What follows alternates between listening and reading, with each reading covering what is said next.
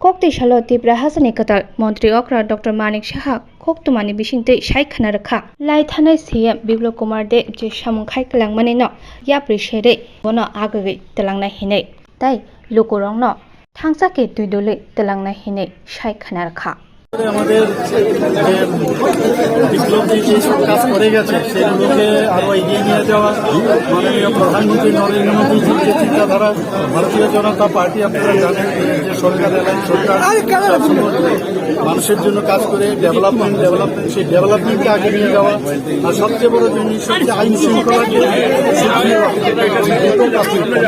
আপনি যে পরিস্থিতিতে দায়িত্ব গ্রহণ করলেন আপনি কতটা খুশি? ডিপেন্ড করে কি ধরনের রোগ নিয়ে আসে তার উপর ডিপেন্ড করবে আমি কিভাবে প্ল্যানিং করবো।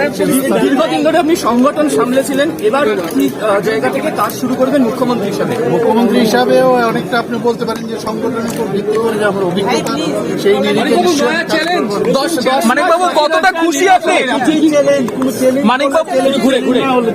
মানিকবাবু কতটা খুশি আপনি আজকে? মানিকবাবু কতটা খুশি আজকে? কতটা খুশি আজকে মানিকবাবু?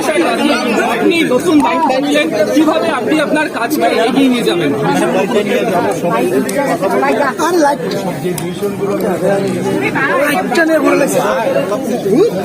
আপনি যে নিজে